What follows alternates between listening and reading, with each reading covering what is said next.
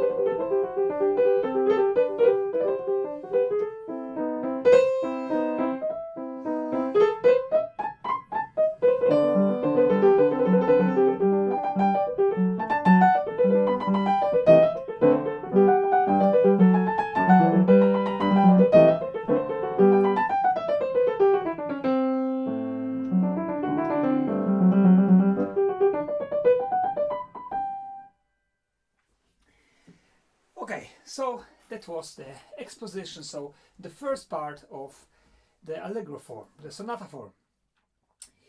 I have recorded before, last year, a special video in which I focus only on the sonata form, on the structure of the sonata form. So if you are not a musician, if you have no clue of what is sonata form, what I'm talking about, then I strongly recommend you and invite you to watch this video about the sonata form.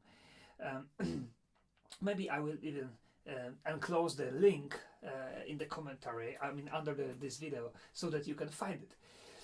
Because of course, we don't have time to do it again from the beginning if I've already done it.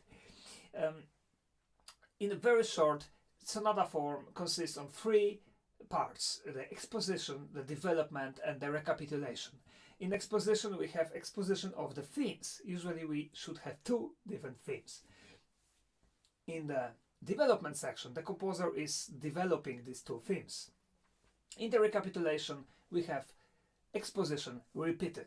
It in general should be repeated most exactly the same way like it was, but with a little changes of the, especially the chords. I mean the tonalities. I want to make this video as simple as possible, even if we are exploring a genius, because this trip will be a trip inside the brain and even the soul of the genius man, Wolfgang Amadeus Mozart. As I said to you, 19 years old Mozart wrote this sonata, but is of course young. But if we consider Mozart as a wunderkind, a child prodigy, then we have to realize that already at 19 years old he was a mature artist. He was already complete. He started it when he was 4. He started to play the piano, and a little later he started to compose, maybe about 5 or 6 years when he had, and then he was composing more and more. And before these sonatas he wrote operas, he wrote symphonies and many other pieces. So he was already a mature artist. Speaking of Mozart, we have to always it's a little bit like, you know, with a dog. You know how we count the dog's age? We add 7 years to 1 year old dog is a 7 years old, and so on. And with Mozart, I strongly recommend to do the same thing.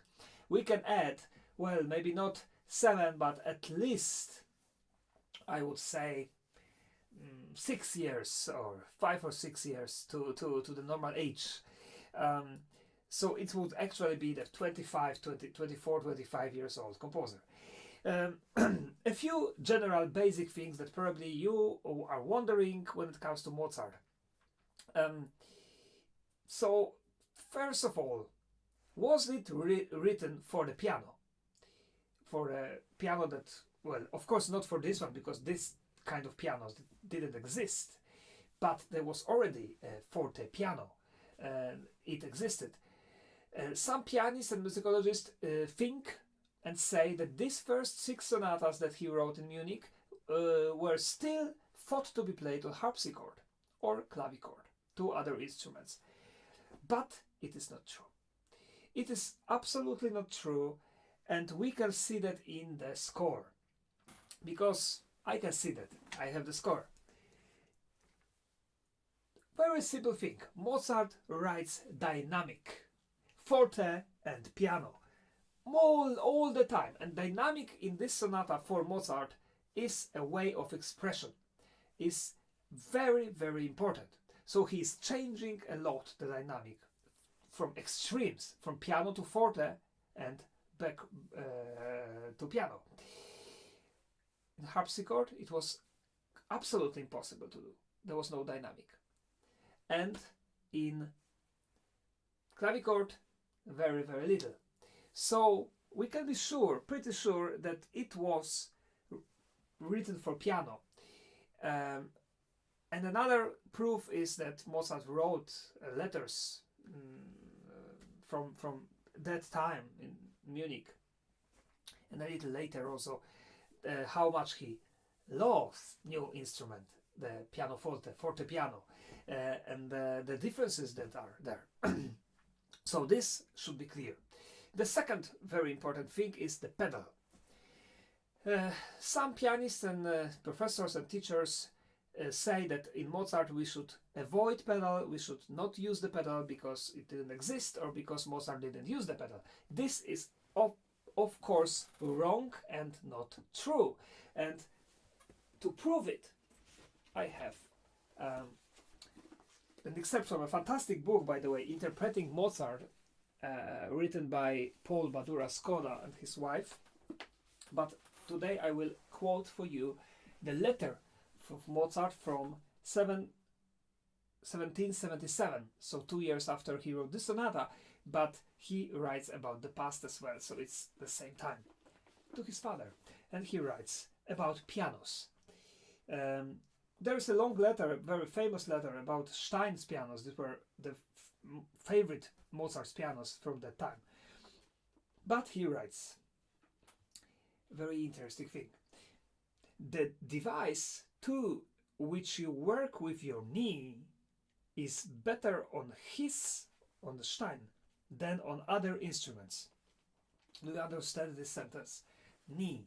There was something, a device, that was, we had to use the knee to make it function.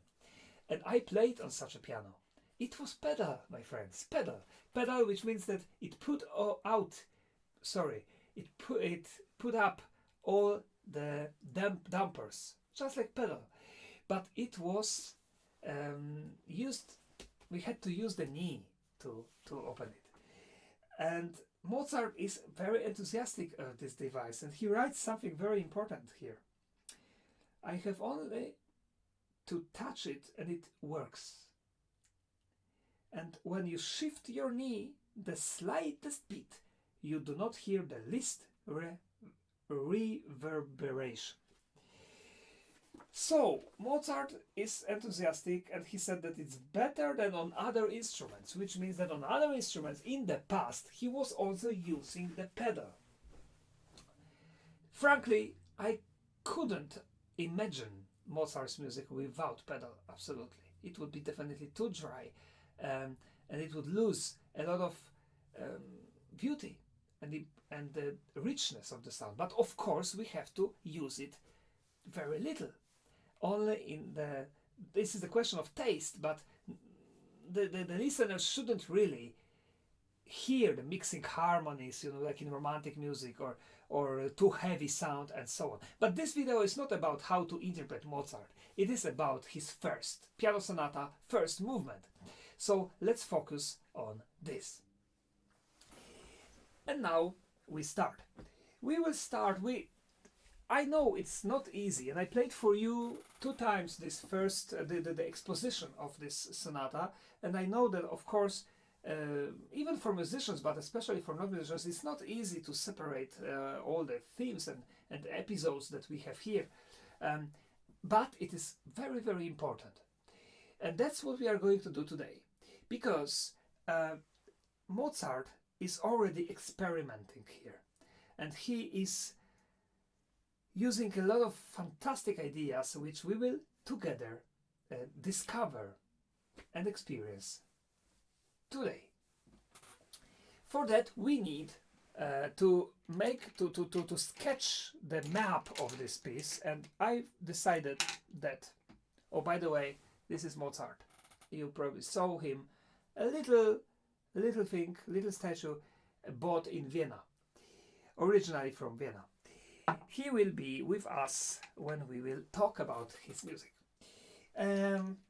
So I have many colors here because I decided that it will be easier for us to remember forever what is going on in this masterpiece which Mozart wrote and is having a lot of fun composing.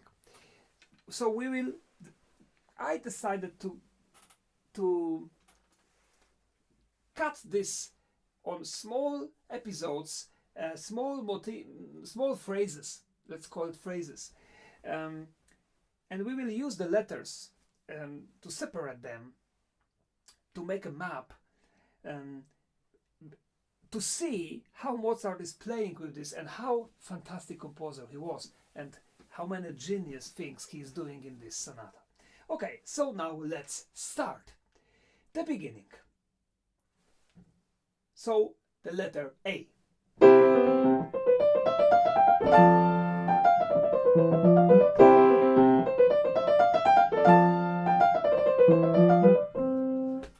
And that's short, because then we have something else, so we have to use another letter. The first color, and I write big A, Later I show you this, but now I'm just doing this. If you have piece of paper, you can also do it yourself if you are interested in this. What is the characteristic of this beginning? Because it's quite interesting and important for later. So the opening is forte, and we have the figuration in the left hand one time, and then the going up, steps up, then another chord, and then going down, and then everything is repeated exactly the same without changes. So it's like, it seems like pianist made a mistake and is repeating again for the second time the same thing. Well, so this is exactly the same 2 times. So it's like inhaling and exhaling, like we are producing the energy and then going down. Repeat it. And then we have part B, and we use another color. Part B, okay, which is a melody. We can definitely hear the melody for the first time. And in the left hand, it's a typical Alberti bass, we call it in the music, because Alberti was the first one to use it in the history of music. So that's why we call this kind of accompaniment very popular in classical period, in Haydn and Beethoven and Clementi and others, Alberti bass. So anyway, this is the background. And we have a very beautiful phrase, which the idea of this phrase is to repeat 4 times the same motif with little changes as a kind of joke. Listen.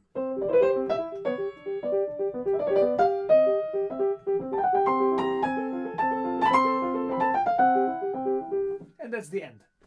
It is also very elegant. We have a bow, you know, this Baroque or classical bow, and Mozart was bowing like this for many people higher in status than him. So listen again, this second time, third time, and fourth. And then we have something else, listen.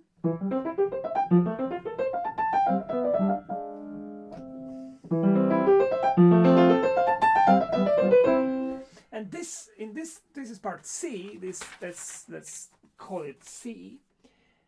And in this part C there are 2 special things, 2 unusual things, and I want you to try. Of course, it's very difficult, but I believe in you. What is unusual here?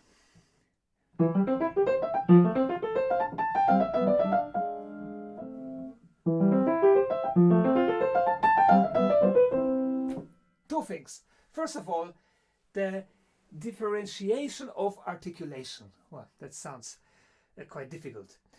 Mozart is changing the articulation of the same motif. This very important arpeggios going up. Remember this because it's very important. So this is staccato, very short, finger staccato. After that, we have something else. And then repeated this, but I'm sure you can hear the difference. This is legato, which means it's connected. And then the same thing. And this is the first unusual thing here. The second unusual thing here is situated in this second motif, which is just after this arpeggios. The ending of this. Listen.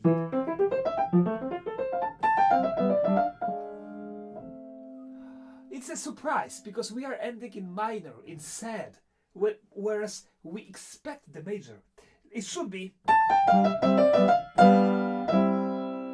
It's not. It's a surprise. And then repeat it. And then we have it regular on the major. Okay, and then we have the next part. Let's call it part. It will be yellow. Let's call it part D. which is strong, and we feel that something is going to end. Sorry.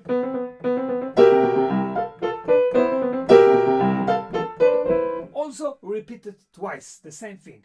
The chord, forte, and then piano.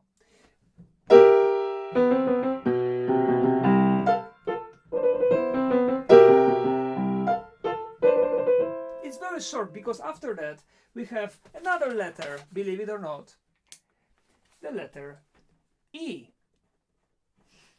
which is very important, this E.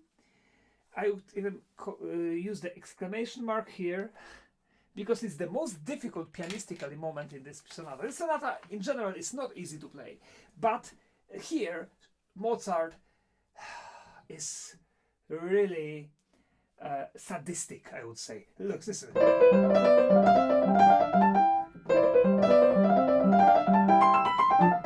know how many notes we have to play for 1 second? I play it slower.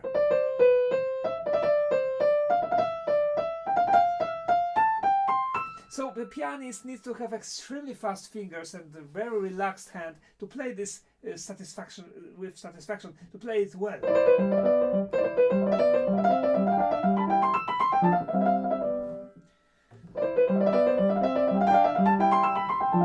So this is the letter E, and we can remember it as the most difficult part in the sonata. And this, after this difficulty, we have finally a silence, the rest. That's the end of the first bigger part, which we can call a group of the first theme. Because as I told you before, in exposition we normally have 2 themes and then the epilogue. So like theme number 1, theme number 2, and the epilogue, which ends the exposition. So this is a group of the first theme, and now let's listen to this in its entirety. One more time, trying to remember these parts. Part A.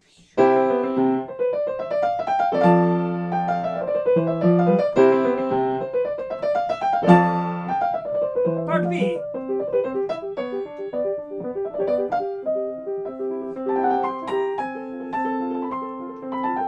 Part C.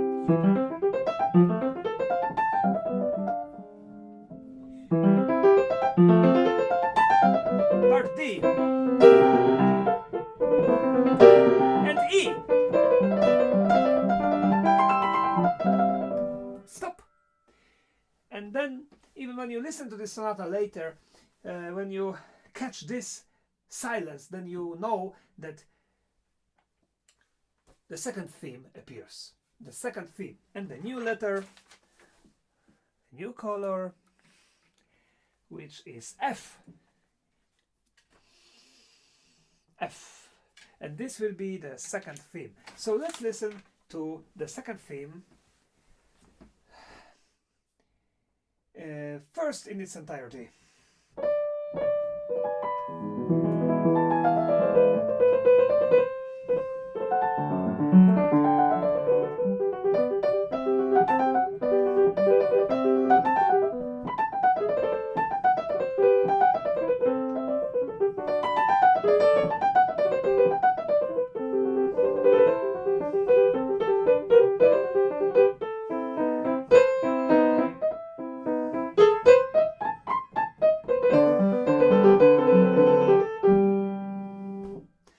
That's the end of the second theme.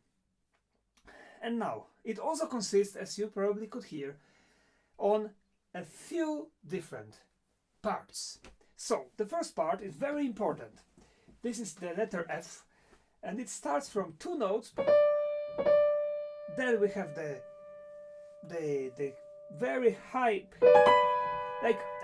we have the building of the energy. It's very, very strong energy up. Pum, pum, pum. And then we exhale, we are going down. And that is repeated. So it's a little bit similar to the first opening.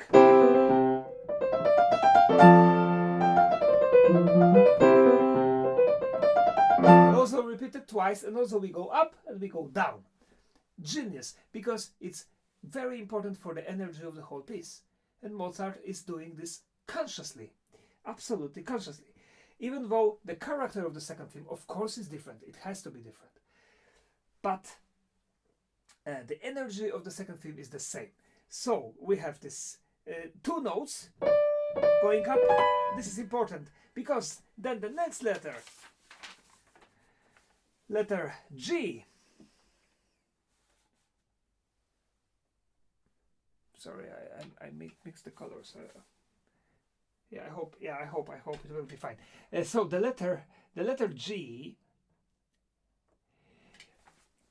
This is fabulous. We have again the melody. Listen to this.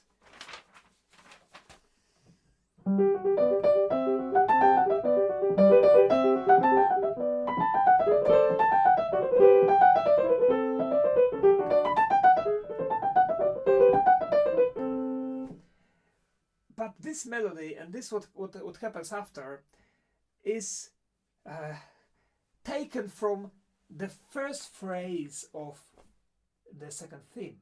So what we've just heard. Because first, as you remember, we were two notes and then the scale going down. And here we have the melody which starts from two notes, but it's twice as fast. And then we go down. And then Mozart takes out the scale going down, which we had before, and is repeating it seven times. 1, 2, 3, 4, 5, 6, 7. And that's the end. So this was the letter G. And then we have the letter H. The letter H, which is orange. And the letter H is the last one in the second theme. And this is characterized by very sudden and shocking changes of the dynamics. So Mozart is taking advantage of the possibilities of the pianoforte. So the loud and silent. Listen.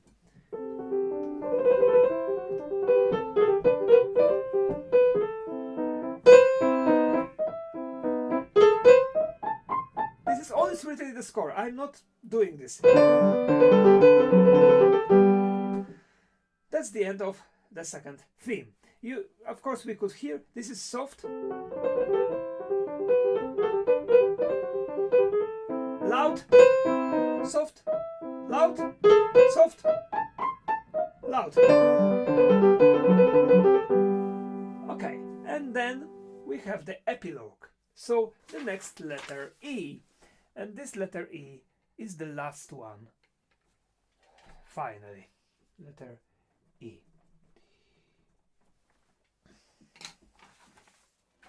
I know it's a lot, but it's important. You will find out later. It's genius what's going on later with these letters. So, epilogue is like I call it a kind of journey, a small little journey, because we start from here, and then listen, we go, and we are back at home, and then again,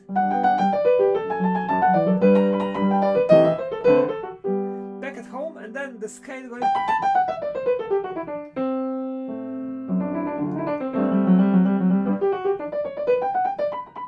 That's the end of the exposition. Maybe you notice this suspended note, which is very long, and it's also a fabulous example of how well Mozart felt the energy in music. He's playing with us. Listen. It should be like this. One more time. But instead it's. And then we are waiting for this note, but it doesn't happen, it doesn't go. It doesn't come until here. So it's extended. Fantastic. That's why Mozart's music is so interesting, so unpredictable, and so fun to listen, even by our subconscious. So that's Exposition, and let's listen to this one more time.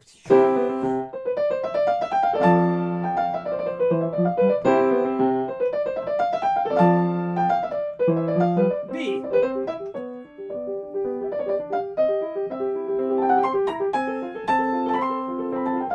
C.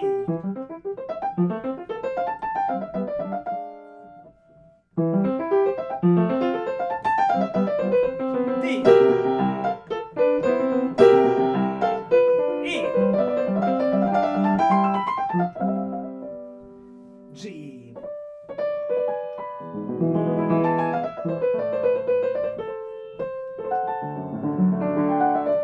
H.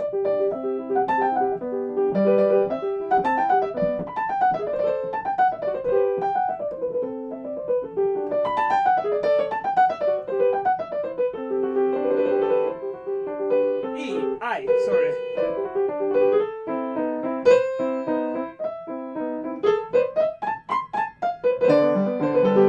And the epilogue.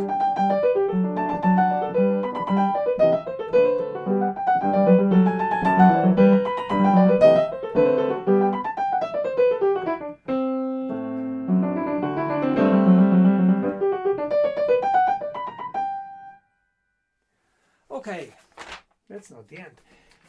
Development section. Listen to the development section in its entirety and try to answer the question which themes and which episodes and which letters, now that's how it looks by the way, which letters Mozart is using in this development section, because in development section every composer is using his imagination and is just playing with the motifs from the exposition. Depends on his ideas, his imagination.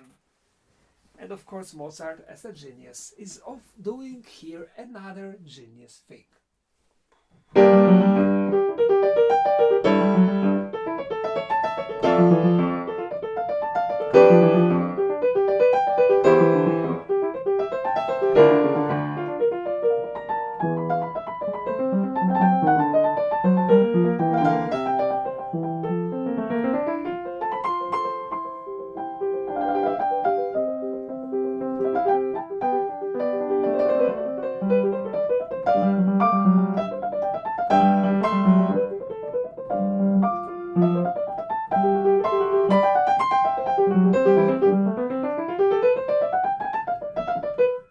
And we are back at the beginning.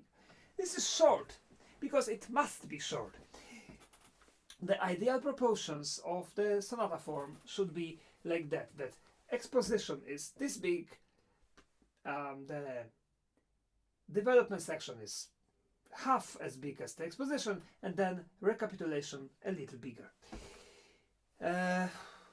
Now you will be shocked. I counted the bars. Exposition has exactly 38 bars. Development section has exactly 19 bars, which is exactly half. Can you believe it? Was it done consciously by Mozart or subconsciously? I don't know, but it is absolutely fantastic. And in the second movement of the sonata we have the same thing, and in the third one also. For me, it's unbelievable. But when I discovered that, my hair went up. I was so shocked. I was so like, Mozart, you are more than I thought. Absolutely great. So anyway, now in such a short development, how many different motifs Mozart is using and themes? First, as you probably heard, we start from developing and changing the first theme, the beginning of the sonata, right? Because we got, and here we have it, and Mozart is taking us on a trip through many different keys. And now I will not talk about keys because it's not these videos are created for music lovers also who are not musicians, so I will not go deeper into the harmony because it would take forever and would be a little boring. But instead, let's just try to figure out if it's predictable when it comes to the major and minor, when it comes to the sad and happy, when it comes to dark and bright. First of all, it starts from minor, very dramatic. Then we have major, then minor, then major, major again, and now here Mozart is playing with us. We were sure it will be minor again, because it was minor, major, minor, major, and then suddenly we have major, and major one more time. So, my friends, major won this battle. Major won this match. We had a World Cup not such a long time ago, so it's 4-2. A very, very good game. 4-2, major won. Anyway, that's how it is. And then what we have next? Listen.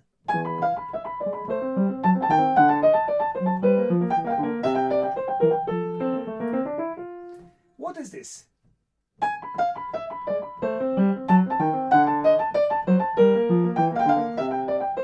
It's not easy to say. It took me also a while to figure it out. But these are, my friends, the scales going down that we have in the second theme. The second theme was, and especially here. Sorry.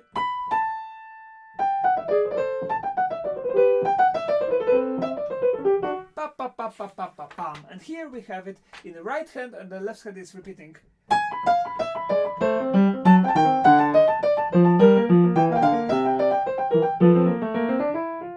Then we have another part. What is this?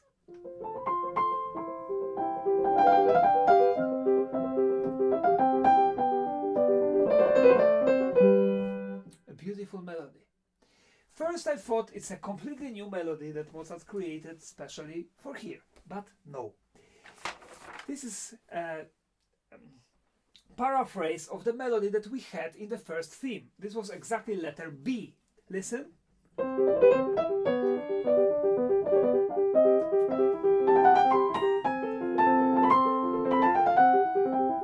And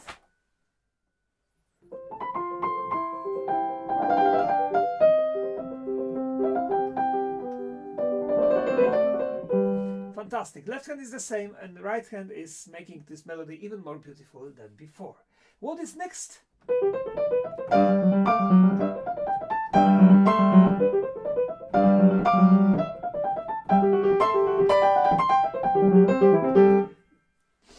This is again the first theme, the beginning, the opening of the sonata. Left hand, right hand, left hand. So here we have the same thing. Listen, left hand, right hand,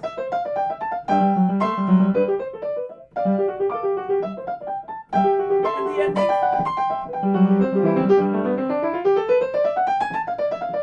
And then this is the end and the beginning of the recapitulation. So, what he was using? First theme and second theme. Something is missing, right? The epilogue is missing. Haha, no! And now this is this is a surprise. Epilogue, as you maybe remember, was this one.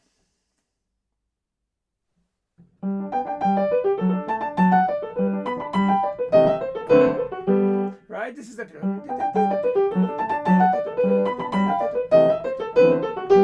Mozart takes the end of the epilogue and puts it here at the end of the development section. Listen. And it is exactly the quotation. Nothing is changed. And here we had that's the very same thing. Okay, my friends, we have to go on because this video will be lasting forever. Now we have the recapitulation, and in Chopin, in Beethoven, most of his sonatas, even Haydn. Usually the recapitulation is more or less the same. Of course, there are some changes in the bridge between the first theme and the second theme, because the second theme is in the different key. I'm talking about all that in my video about sonata form, which I was telling you at the beginning of the video. But not Mozart. Mozart is showing us here his genius and an absolutely unbelievable way of composing, at least for me. You tell me what you think. Let's do it. Let's go. It starts as the beginning without any changes. And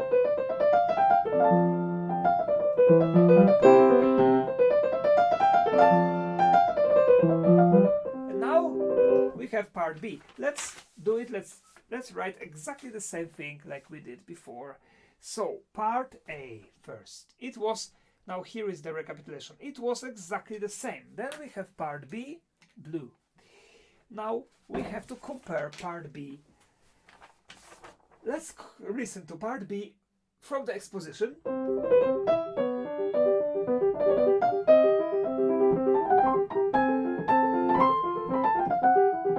And after that we have the letter C. Let's do it. Now let's compare it to this. And this is different. Now listen what Mozart is doing with this part B.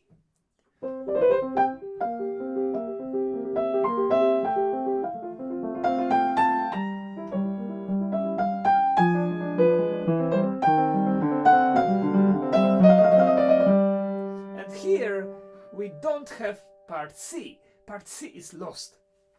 Before I talk about this, let's analyze this. So Mozart is making it more beautiful. He is creating here longer melody and make it lyrical more. He opens his heart. And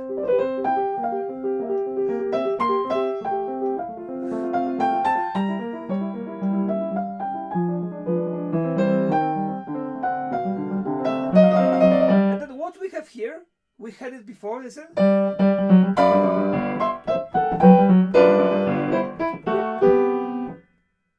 This was, my friends, part D, which was yellow.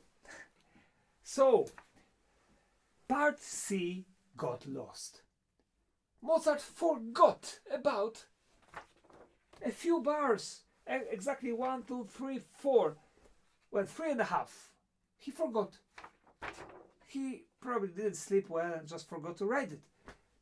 It's lost. So we have part D. Will we have it later? God knows. Let's go on and see. After the letter D in the exposition, we had the letter E, which was the most difficult moment, as I told you, in the sonata, which was this.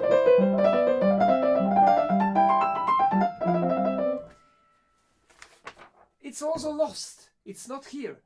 Here we have just cut. The sound is cut and we have the rest, and then the second theme starts. So in the group of first theme, we are missing 2 letters. Letter C and letter E. And then the next letter is letter F, which is pink. Oops, sorry. And this letter F, my friends, is the first part of the second theme. And here, nothing is changing. It's exactly the same like it was.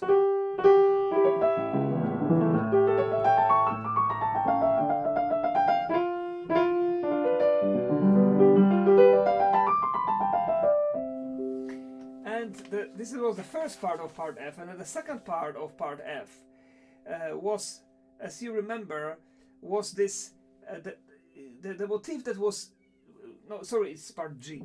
The motif that was using the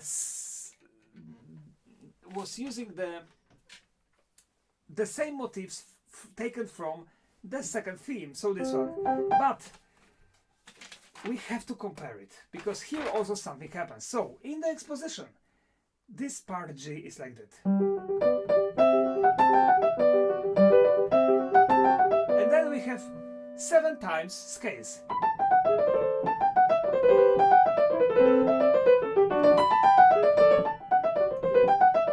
Seven times scales. Let's play this part.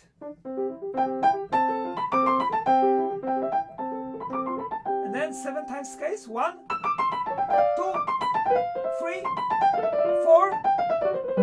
Whoops. Yes, my friends, he is repeating again the previous theme here, but not in the exposition. So again, he's like, you know, juggling. He's just having fun, doing something that one time I tell you, not Chopin, not Schumann, not Brahms, not anybody, not Beethoven, were doing. Genius and special, very, very special, and we are bound to see that. So, what happens next? Again, we have the scales. And we should have the next letter H. Instead, we have something else. What do we have? Let's listen to the conclusion of this letter. And now let's you tell me.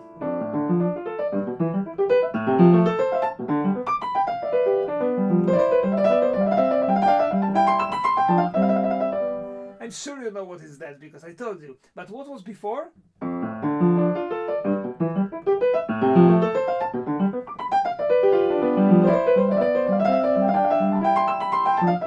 Now this moment, my friends, is the most genius, wonderful and unbelievable moment in this sonata. Because those two letters that he missed, he took away from the first theme, are put here inside the second theme, and they work. They work fantastically. What does it mean? It means that all the motifs and the music that he wrote is compatible. It suits, and he can just exchange them. And this is genius. This is fantastic. Take this, put it here, it works. Take this, put it there, it works. The first theme, some parts of the first theme works very well in the second theme. So why not to change it? To make it more interesting. To make fun with people, with the listeners. Absolutely an amazing thing. And then, so that were letters. Now I show you this later. That were letters C and E. C and E. So, what we already have is A, B, D, F, G, C, E. So it's not exactly like it was. I'm sure it's clear. And what we have after that? After that, good news, nothing is changing. So we have the letter H. This one with dynamic changes.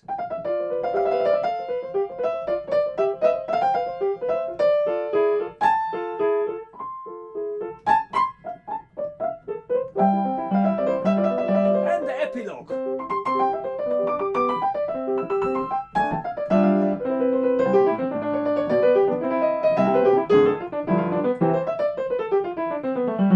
Again, the same thing.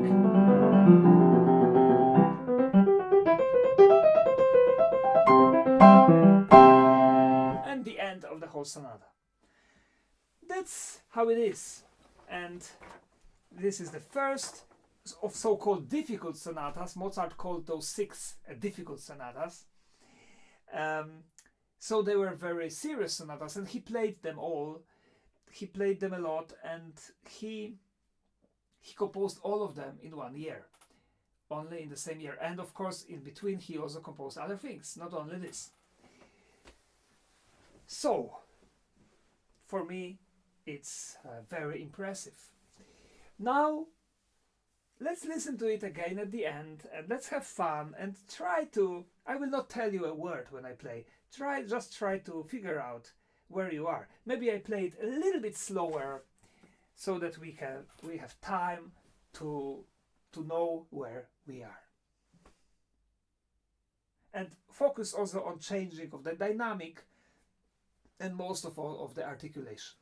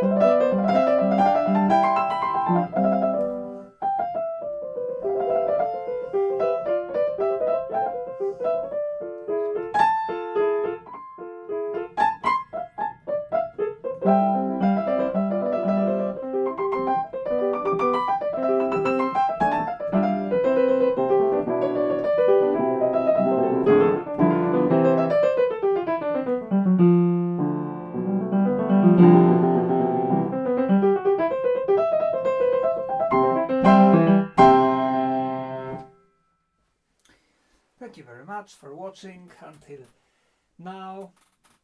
I hope you enjoyed it, you had fun, and see you again in my next videos. We will continue with the second movement soon. Bye bye.